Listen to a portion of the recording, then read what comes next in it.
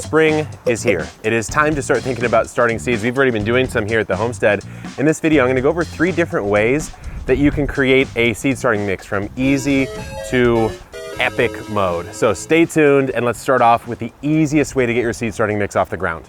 Getting your seed started means having a specific mix. So what really is seed starting mix? In effect, it is just a lighter mix, meaning that there aren't all these large woody particles in it. And that's kind of what makes it a seed starting mix in my opinion. What you'll see though, is you can just buy a seed starting mix much like this one. This one's from EB Stone Organics. I'll read you off the list of ingredients and you can start to see what it's made of. So first of all, you have sphagnum peat moss. We actually just did a video on peat moss, something we're trying to cut down on a little bit here. For the sake of example, this has peat moss in it, perlite, and dolomite lime. The reason you need the lime is because the peat moss can tend to be a little bit acidic and you need to buffer it up with some lime. So what you don't hear in this is any kind of nutrients at all. There's no worm castings, there's no compost, there's no fertilizers of any kind.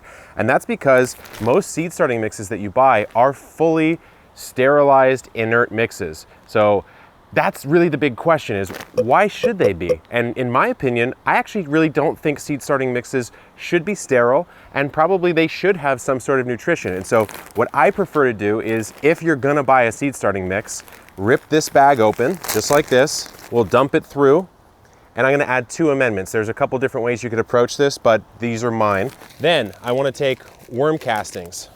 So we actually offer worm castings from Urban Worm Company on our store. I'm gonna cut in about, I would say 5-ish% by volume. So this was 8 quarts. I'm gonna put in about half a quart or so and not stress too much about the amount. So I'm gonna let that fly in there. Helps with some moisture, also very light on the NPK, but does add some nutrients and does add some microbial activity. So in this particular mix, most of the time with worm castings, you're gonna see it be like a 000 or a 100. This one is 0.67% nitrogen, 0.1% phosphate, and 0.05% potassium. So really not super high. We're not gonna burn these seedlings. Most of the time they're getting most of their nutrients from the seed itself in the beginning of their life. I'm also going to add a little bit of Azomite. You don't need to overdo it with this. Azomite is effectively a rock dust product, and it's been, you know, it's been very powerful for us here in the garden. So I'm just gonna sprinkle a tiny little handful of this in. And what you're seeing me do here is just amend slightly this mixture with some level of fertility. Now it's gonna look pretty much the exact same. That's your lightest weight way to make a seed starting mix, is take a rack off the shelf seed mix and then just amend it slightly, because I personally feel having a little life in that soil, having a little nutrient in that soil is gonna set it up for success. It's kind of weird to have a sterilized mix for a living organism that you're then gonna put into a completely unsterilized garden. Might as well start it off in an active mix. Your next option, instead of bolstering up a seed starting mix, is actually to thin down an existing potting mix, because most potting mixes have roughly equal parts of what a seed starting mix needs. So you've got aeration components, something like a perlite, you've got some kind of retention component like a coir, and then you have some sort of forest product or fertilizer-ish like product. So this is recipe 420. We've had some success growing with this in the past. Obviously, it's probably geared for a particular kind of crop, if you know what I'm saying, but we're growing it for seeds. So let me break down what's in this first, and I'll show you what I do to turn this into a seed starting mix. So first of all, what we have, aged forest products. We talk about that all the time now on the channel. Really, aged forest products can become compost. It just depends on which point they've been broken down to. Really, hyper-aged forest products effectively have become compost or humus or whatever you want to call that there. Then you've got coir and peat moss. We talked about that a bunch. Now, here's where a potting mix adds a little more than a seed starting mix. You've got oyster shell lime. That's going to buffer the pH for that peat moss additive. But then you have things like bat guano, alfalfa meal, kelp meal, things like that that actually do add a little nutrient. So what you want to do here is pop this open. All you're doing is you're just cutting this down. You're saying, hey, these larger particles, I don't want those in the seed starting mix. Effectively everything else I do. So I've got this screen here. This is 1/4 inch screen. So all I'm gonna do is exactly that. Filter this through, and you'll see what's left both on top and down below. So I have most of the material through, and this is actually why I particularly like this potting mix, because if you take a look, I'll show you, there's not a lot of crazy wood particles in here. They're all pretty small, pretty broken down, unlike some mixes where all this would be like almost big pieces of bark.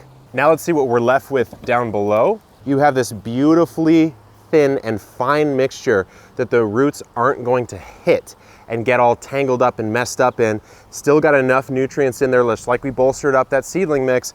We've now cut down the large particles from the potting mix, and sometimes that can be pretty cost effective. I would say though, try to buy the highest quality potting mix you can if you're gonna use this strategy. And now we get to the epic strategy, which is just making your own seedling mix. So now we're in the big boy and girl club of making our own seedling mix, which we do from time to time when we have the ingredients at hand. So here's what we're gonna use for this one. And just keep in mind, you might be able to find some of this stuff near you, whether it's pumice versus perlite or coir versus peat, and etc. So try to find the stuff that's the most local to you that solves the problem I'm gonna talk about in a seedling mix.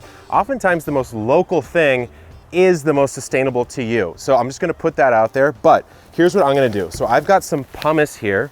Pumice effectively takes the place of the perlite in a solution like this, and this is gonna provide the aeration and the drainage that young seedlings are going to need. So I'm gonna go in with basically just this bag of pumice at 1/3 of the total volume. So this is 8 quarts. So I'm gonna put in 8 quarts of this. That's my 1/3 of my whole mix right there.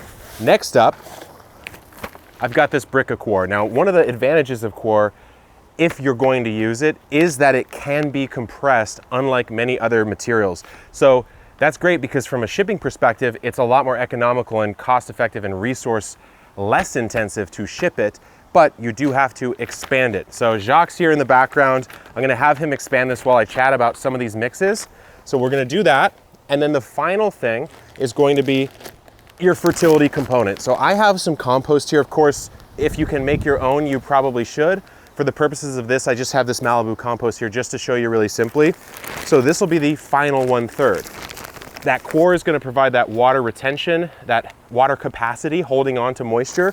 And then this compost is going to provide the fertility and some of that long-term growth. So this is going to go in at about 1/3 or so, but I'm actually going to split this in half. I lied. I'm going to do about half of that third. Now we're getting complicated. Is going to be the compost. I'm going to do a little sprinkle of that azomite that I mentioned earlier, just for those trace minerals, trace nutrients. And then I'm actually going to use the other half of that third, so 1/6 of this mixture is going to be worm castings. So there's really a lot of different ways that you can approach a seedling mix as long as you don't violate the principles of how to create a mix in general. About 1/3 of retention ingredients, coir, moss, etc. About 1/3 of drainage ingredients, pumice, vermiculite, perlite, that kind of thing. Vermiculite probably more on that retention side than the drainage side, so I would skew away from that sometimes. And then about 1/3 of filler, compost, fertility materials like compost and castings. That's what I personally do. In go the castings. And I'm just gonna add a tiny little bit more compost in here before I start mixing. We still have to wait on that coir. We have our coir. Like I said, you gotta rehydrate it, you gotta squeeze the water out, make sure that it's nice and ready to go. But I have roughly 8 quarts. So in goes one, in goes another, really easy to do. And all we have to do now is hydrate and mix it, preferably at the same time, because you really want to hydrate a seedling mix before you get seedlings into the mix. So I want to show you the components again really quickly. It's not mixed, so you got your coir, you got your castings, some compost down in here, some azomite dust, and then of course the pumice. You can get fancy, you can get simple. You can mix it with your hands. I'm getting a little weird and fancy. I'm using this power planter auger here, which is actually on our store. We used it to plant hundreds of potatoes in this side yard over here. I'm just gonna use this to mix because my other hand, I'm going to hydrate at the same time. So I'm just gonna dump some water in and then come in and just mix this all up really simply.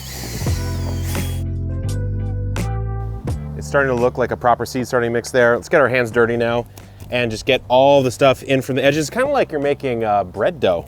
This is really all you need to do. Get a little water in that mixture going, make sure that it's all well incorporated. And then at this point, you really are good to go. You have a nice, fertile, powerful, well mixed seed starting mix that, yeah, it took a little more effort, but if you can get those bulk components in bulk, you save a little money and make big batches at once. This is probably for a gardener who's more on our scale, but certainly it works really, really well. So 3 different ways to make seed starting mix. I'm gonna keep getting this going and get some seeds to start this afternoon. Until next time, good luck in the garden and keep on growing.